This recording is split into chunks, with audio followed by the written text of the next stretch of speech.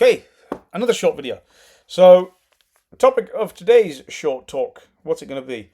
I know exactly what it is, and it is to do with how wrong I was about this 48 team format. So, 5 minutes, off we go. I thought the 48 team format was stupid and excessive. I am very glad to admit I was wrong. Very, very happy. I thought this was going to be a sham and more teams were going to get beatings on them. And instead, we get some fun games. This is great. Qatar probably wouldn't have qualified and they wouldn't have scored that last minute equaliser against Switzerland. What other games are there? We got to pull this up. I want to pull this up. Just because obviously I can't remember all the games, right? Because obviously, and then Curacao, they don't get their moment. Did Bosnia qualify again? Maybe, maybe not.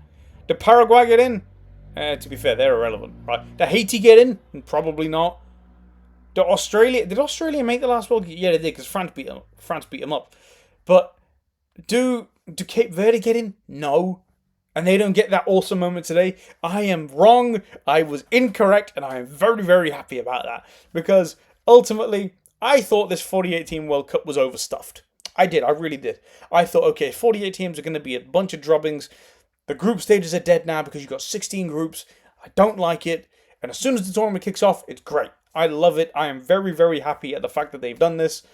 It's going to make for some great entertaining stuff. The only sucky thing is that it's going to ruin some of the record books. So like I say, Kai Havertz is on 4 World Cup goals. He's going to surpass a bunch of elite Germans. And Havertz is a good big game player anyway. But Havertz shouldn't be in that same league. Now, would he have got there eventually anyway? Maybe. But would he have got there as quickly without having to play Curacao? Probably not. So that's why I don't particularly like it in that specific arena. But outside of that, I really enjoyed it. Like, that's the only real sucky thing.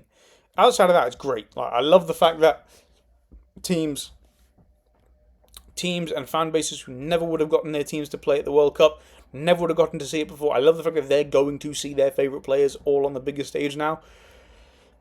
And, you know, everyone's going to remember, like, in 10 years' time, 8 years' time, or 12 years' time, people are going to say, oh, do you remember that Cape Verde game? Oh, I've been to Cape Verde, the team that drew to Spain, the team that shut out Lamine Yamal for 20 minutes, the team that stopped Spain, the team that's goalkeeper was 40 years old and he never played before, the team where in the 90th minute they had a header and a chance to steal the game at the home, no, not at the home, but in the opening game of the World Cup against one of the most prestigious modern day international teams. Like, that is really cool.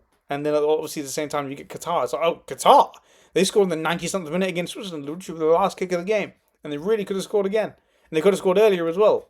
So, you know, we're going to get other moments like that in this tournament. And it's really cool. Because obviously, did Qatar even score last time? I don't remember. They definitely didn't get a point. They definitely didn't get anything. Obviously, Lopetegui, it's like, oh, you remember that ex-Real Madrid coach? Yeah, he ended up at Qatar. What the hell was he doing there? And he helped them snatch a point against Switzerland. He got more World Cup points with Switzerland than he did with Spain. With Qatar than he did Spain. And he coached both teams. Obviously, he got sacked 3 days before he went to the World Cup with Spain, but that's not the point here. So yeah, I'm very happy that I was wrong about this. I thought this could have been overstuffed. Round of 32 is also going to be fun. It's a bit annoying that of all the teams to get a tough group, the team that obviously I'm rooting for in France, they got the tough group in the form of Iraq, Norway, and Senegal. But at the same time, I don't really care that much because everything else is going to be fun and France will still get through. It's just going to be a bit draining on them relative to everyone else. But yeah, man, I am very, very happy that I was wrong about this. I'm over the moon, to be honest with you, because the World Cup is the World Cup. And obviously, Egypt didn't make it last time.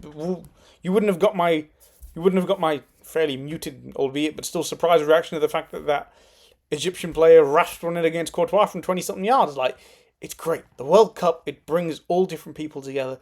It brings all different types together.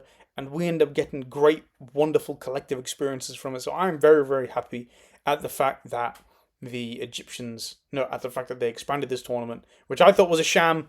I'm very happy I was wrong. Yeah, that's all I got for you now. I did it with 30 seconds to spare. Talk to you in the next one. Bye-bye for now.